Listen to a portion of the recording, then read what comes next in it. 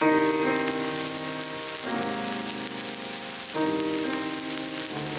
gonna tell God all of my troubles when I get home.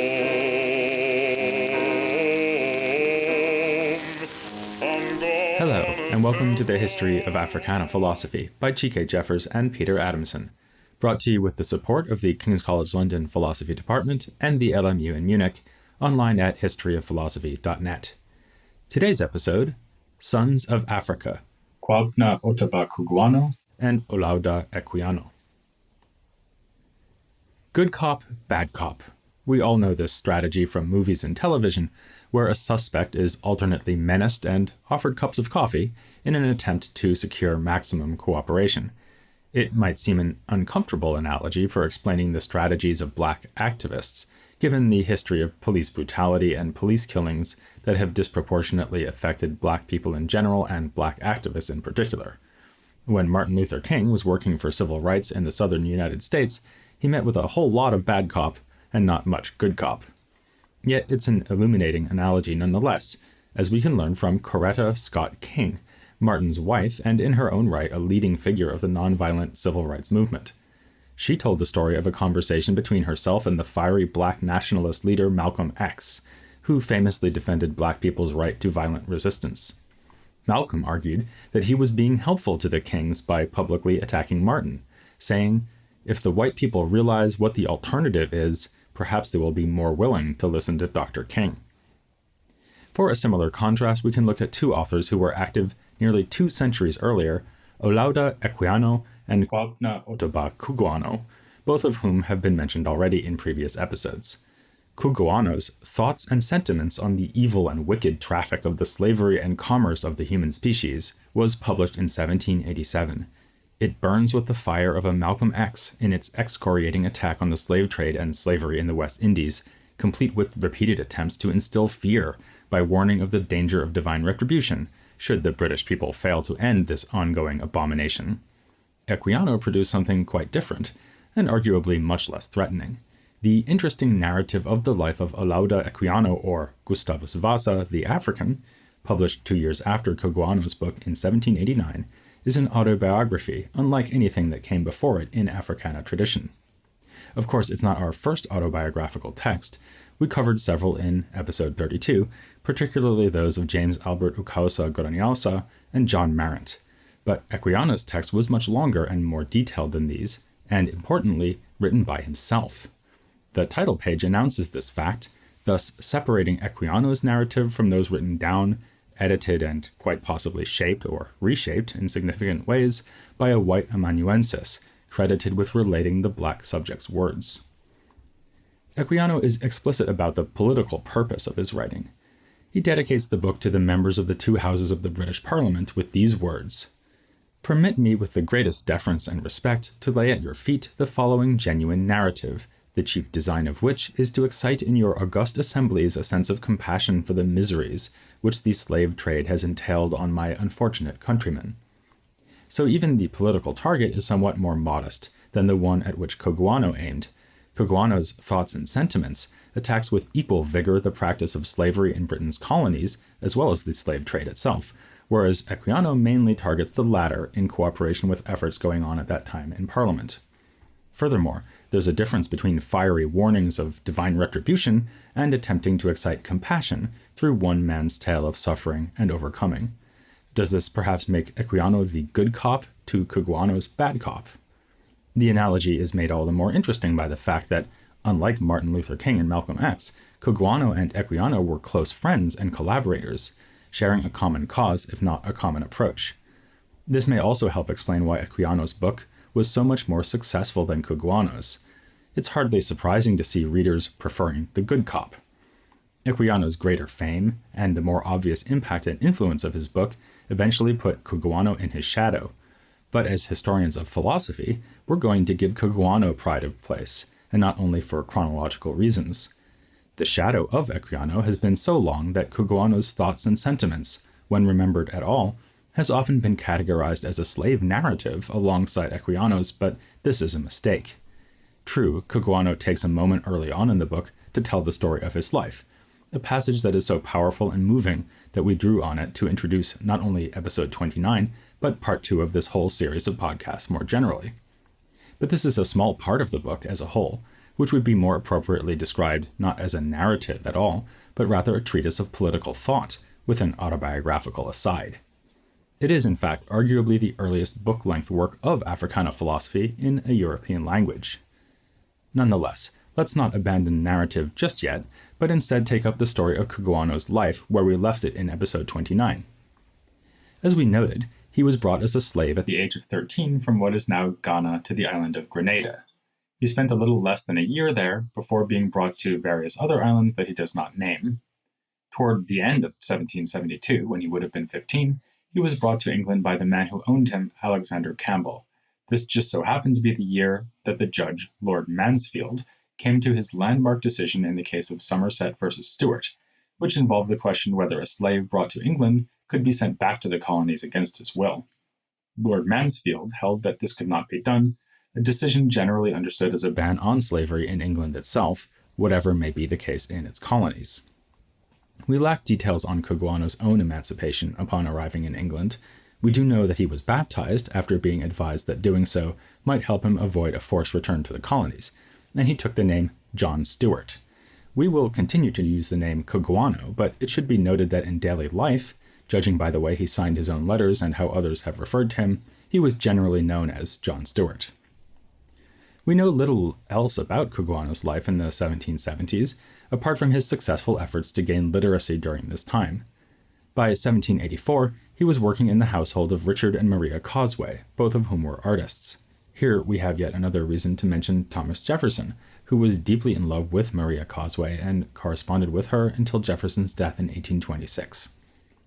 Perhaps the only existing likeness of Cugoano is a self-portrait by Richard Causeway from 1784. It shows the artist sitting with Maria while Cugoano serves them grapes. The polite, obliging servant depicted here is hard to square with the enraged and disgusted tone found in his writing on slavery. That activist side of Cugoano began with a visit he made in July of 1786 to see Granville Sharp, at that time the most prominent anti-slavery activist in Britain.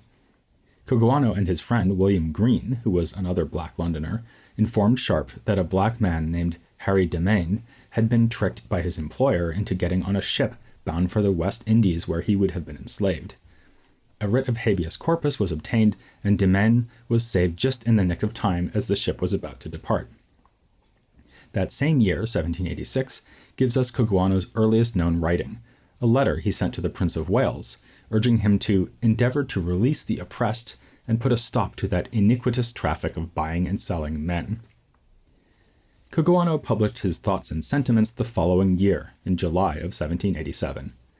At the end of that year, he was among the group who sent a letter of gratitude to Sharp, thanking him for his many efforts and accomplishments in the struggle against slavery.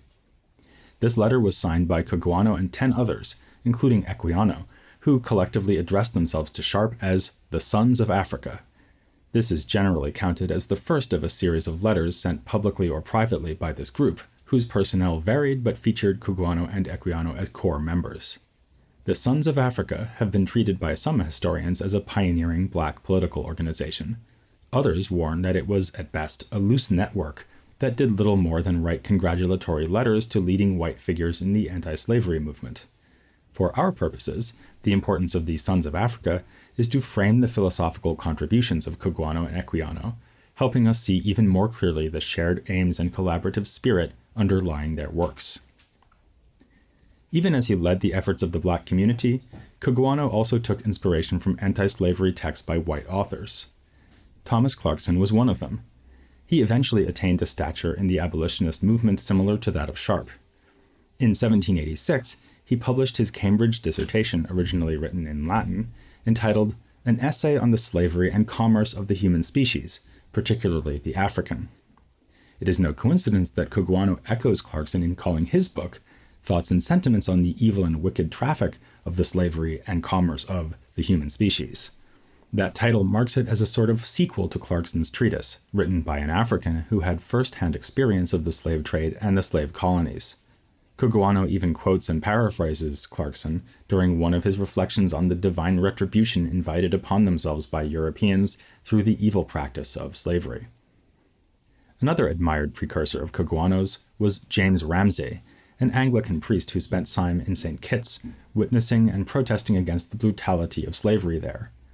After returning to Britain, he wrote a book called An Essay on the Treatment and Conversion of African Slaves in the British Sugar Colonies, published in 1784. This eye-opening attack on colonial slavery provoked a response by a plantation owner named James Tobin, published anonymously under the title Cursory Remarks upon the Reverend Mr. Ramsey's Essay on the Treatment and Conversion of African Slaves in the British Sugar Colonies. For all their other disagreements, authors of this time were united in their preference for a nice long title. Cugoano's first order of business, after bringing to a close the autobiographical portion of his book, is to refute Tobin, or the cursory remarker, as he calls him. One of Tobin's strategies was to argue that West Indian slaves are better off than the poor in England, who must fend for themselves while slaves are provided for by their masters. In response, Cugoano argues that we must distinguish between hardship and losing status as a human being. Even if some dogs would refuse crumbs that a person in dire poverty would be glad to eat, this does not mean the person would be willing to trade places with the dog. Here we can already see that Cugoano is operating at the level of political philosophy as well as polemic. His point is that freedom has an absolute value that is incommensurable with material welfare. But let's grant for the sake of argument, says Cugoano, that the situation of slaves is superior to that of the English poor. Would this justify slavery, as Tobin suggests? Why should it not instead spur us to fight against all suffering and oppression, whether in the form of poverty or slavery? If anything, Tobin's comparison leads us towards greater appreciation of the purpose of political community itself. Cugoano writes, and this seems to be pointed out by the circumstances he describes, that it is the great duty, and ought to be the highest ambition of all governors, to order and establish such policy, and in such a wise manner, that everything should be so managed as to be conducive to the moral, temporal, and eternal welfare of every individual, from the lowest degree to the highest. And the consequence of this would be the harmony, happiness, and good prosperity of the whole community. Thoughts and Sentiments also has interesting things to say about the origins and value of skin color. Proponents of slavery like Tobin, of course, thought that black skin was enough to justify oppression. Cugoano resists this with a mix of religious and rational argumentation. He draws first on Paul's claim in Acts 17:26 that God has made all nations of one blood. The context, as it happens, is Paul's visit to Athens and his controversy with Epicurean and Stoic philosophers. For Cugoano, this verse establishes that all people, whatever their color, share a common origin. In fact, it suggests that at one time we were all the same color. How is it then that we are now so diverse in complexion? Not by choice, obviously, so God himself must be the source of this variety. When we observe the globe, Cugoano claims, we may further notice a purposeful pattern in this variety. He writes, as the bodies of men are tempered with a different degree to enable them to endure the respective climates of their habitations, so their colors vary in some degree in a regular gradation from the equator toward either of the poles. The implication is that diversity in color is actually a product of divine benevolence. He concludes that it may be reasonably as well as religiously inferred that he who placed them in their various situations hath extended equally his care and protection to all, and from thence that it becometh unlawful to counteract his benignity by reducing others of different complexions to undeserved bondage. So, the systematic subjugation of others who are different in color is not merely unjustified, but also irrational. It perversely treats a sign of God's special concern for the flourishing of his creatures as a reason to interfere with and undermine that very flourishing. Understanding God and his divine plan is, more generally, a central theme in the book. Nowhere is it more thoughtfully and audaciously pursued than in what we may call Cugoano's Emblem Theory of divine communication. Apologists for slavery routinely made the point that bondage was practiced by the Israelites under the law of Moses. Cugoano contends that this was not slavery but vassalage, which requires the consent of the person kept in servitude. In truth, this is a very questionable interpretation of Old Testament labor practices, But Cugoano could shrug off that objection, because his more important point is that the Old Testament is no model for social practices in the present.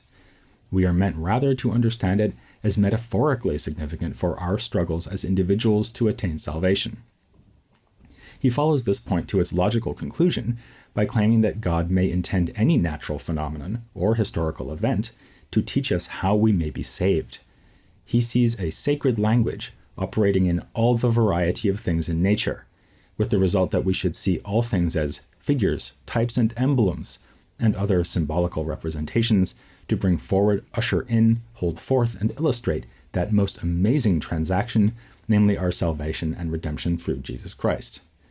The whole world, we might say, is the ultimate talking book, and the story it tells is a Christian one. This is inspiring stuff, but it leads Cugoano to a line of thought we're apt to find uncomfortable. He illustrates the emblem theory by referring to Jeremiah 13:23, which says, "Can the Ethiopian change his skin, or the leopard his spots? Then may ye also do good that are accustomed to do evil." Sounds like just a simple analogy, but Cugoano's theory implies that the very purpose and function of the leopard's and black person's skin is, at least in part, to teach all humans that they cannot rid themselves of their sinful nature by their own efforts. Earlier, he proclaimed that dark skin is evidence of God's beneficence. Here it is, disturbingly, connected to the tenacious grip of sinfulness on our soul. Cugoano himself appears to recognize that he is in danger of self-contradiction, as he emphasizes the need to remember that the external blackness of the Ethiopians is as innocent and natural as spots in the leopards. No one blames the leopard for having spots, and similarly, black people should not be thought of as evil on account of their color. Still, it's hard not to feel like this application of the emblem theory brings evil uncomfortably close to blackness. Let's return from what Cugoano calls the sublime science of metaphysics to more straightforwardly moral and political matters. We saw Lemuel Haynes draw back from defending the right of the enslaved to resist violently. Cugoano was not so reticent. Just as Malcolm X would later speak of attaining black freedom by any means necessary, Cugoano claims in Thoughts and Sentiments that we have a duty to seek to escape enslavement. Thus, if there was no other way to deliver a man from slavery but by enslaving his master, it would be lawful for him to do so if he were able, for this would be doing justice to himself, and be justice as the law requires, to chastise his master for enslaving him wrongfully. We shouldn't push the comparisons with Malcolm X too far, however. In an earlier passage, Cugoano sounds more like the non-violent king. Having just invoked the Golden Rule to say that slave owners ought to treat others as they wish to be treated, he cautions his enslaved brethren, "But our divine Lord and Master Christ also teacheth men to forgive one another their trespasses, and that we are not to do evil because others do so, and to revenge injuries done unto us, wherefore it is better and more our duty to suffer ourselves to be lashed and cruelly treated than to take up the task of their barbarity." So, which is it, bad cop or good cop? Actually, Cugoano is not being inconsistent. Cugoano tells slaves to avoid vengeful brutality, not any and all violence. He can still approve of violence so long as it is necessary for the sake of deliverance rather than revenge. But when Cugoano wants most to strike fear into the heart of those defending slavery, he concentrates on the threat from above. Nothing else, he says, can be expected for such violations of taking away the natural rights and liberties of men, but that those who are the doers of it will meet with some awful visitation of the righteous judgment of God, and in such a manner as it cannot be thought that his just vengeance for their iniquity will be the less tremendous because his judgments are long delayed. In fact, it is not only those who own or defend slaves who Cugoano wants to scare. He goes so far as to say that, while ever such a horrible business as the slavery and oppression of the Africans is carried on, there is not one man in all Great Britain and her colonies that knoweth anything of it can be innocent and safe, unless he speedily riseth up with abhorrence of it in his own judgment, and to avert evil declare himself against it, and all such notorious wickedness. Invoking the most fearsome bad cop of all, the one we know from the Old Testament, Cugoano exhorts all his countrymen to erupt in protest, lest they bring divine punishment down upon themselves. Sadly, we have no contemporary reviews of Thoughts and Sentiments, to tell us how white readers reacted to this heavy indictment of all those who had not yet spoken out against slavery. By contrast, we have a number of reviews of Equiano's interesting narrative, including one by a figure of great importance in the history of feminist thought, Mary Wollstonecraft. She found its depiction of the slave trade and Equiano's quest for freedom compelling, but focus on Equiano's spiritual journey to the Christian faith uninteresting. The book's first chapter gives us a nice connection between this period of Africana philosophy and our earlier episodes on pre-colonial Africa. Equiano tells us that he was born in 1745 in Igbo land in what is now Nigeria, and he then launches into a detailed description of as many of the customs of his people as he can recall, covering political structure, law, marriage rights, music, dance, clothing, food, drink, architecture, commerce, agriculture, war, religion, measurement of time, hygiene, burial rites, and more. All this ethnographic detail conveys a sense of cultural pride. Indeed, Equiano justifies this digression as a product of the principle of love of one's country. Actually, there is some doubt as to whether Igbo land really was his country. His modern biographer Vincent Carretta points to evidence that he may in fact have been born in South Carolina, but the ethnographic details of that opening chapter, such as transliterated Igbo words, remain credible. And if the claim of an African birthplace is in fact fictional license, that would all the more highlight Equiano's pride as a true son of Africa. This pride is expressed in another way when he compares Igbo customs with those of the ancient Hebrews, as recorded in the Bible. These similarities suggest to him that his people were directly descended from the Jewish people.